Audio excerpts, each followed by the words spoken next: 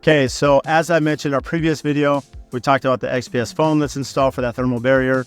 It's going to create an awesome conditioned space, not just for us, but eventually if we ever sell the home, for those that live in the home in the years to come. This is something that's really important. You can see here the panels. Now, one thing we had to do at pre-construction, and this is really important, is because of the size of the home and especially some of the amenities on this project, is that as we're working with our electrical engineer, it was looking like we're going to need a 600 or 800 amp panel. Now, that used to be okay until the pandemic came and you can't get 600 and 800 amp panels. If you order a 600 or 800 amp panel, it's typically a year or 16-month lead time, which on the overall schedule maybe isn't a deal breaker. However, this is why it's really important to understand local codes and how the municipality works. We're building in Gilbert. Gilbert has a different process to how they will approve electrical panels to be installed at pre-construction, or at least at this phase of construction early on before we pour the slab. What that means is if we do not have the electric panels installed, these are called SCS panels, if they are not installed with Unistrut, inspected as you see here, before we pour the concrete slab, we cannot install them during construction. So by having these installed now, what ends up happening is we can have SRP out here. They're going to put a meter. It's going to be meter sets, so they're going to be energized and running as we go vertical at the house. What that means is now we don't need compressors on site. We don't need generators on site. It's a lot cleaner power. It's not as loud.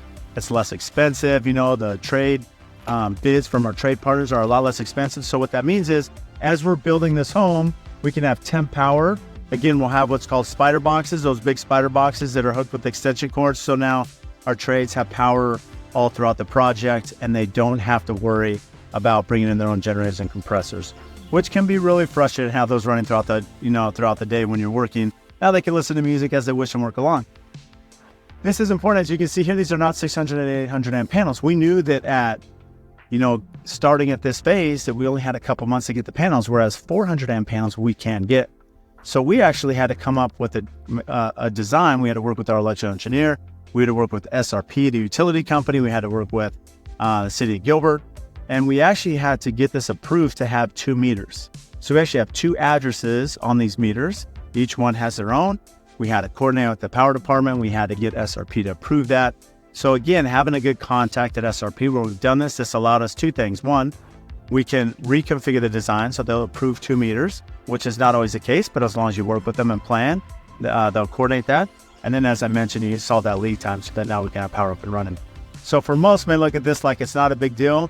I can tell you internally as the builder, this is a massive win for us, and our team, especially our superintendent, is really excited. Where this really, I mentioned just one of the easy aspects of this is that you're not dealing with the sound and the cost of generators and compressors. However, compressors are run off the generator, so you don't have to run the generator is really what it comes down to. But the whole point is that when you get to the end of construction and you have cabinetry coming in and you're trying to acclimate that wood that's pre-finished, as you have wood flooring coming in, right? The expansion and contraction, you have to acclimate that wood flooring.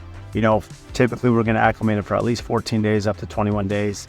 It's just sitting in the house, getting used to the temperature that's going to be the standard temperature of the home, the humidity of the home. And then that way, when you install it, you don't have that expansion contraction. So as we get into the later phases of the schedule, now we already have power, so we can get air conditioners set up and running.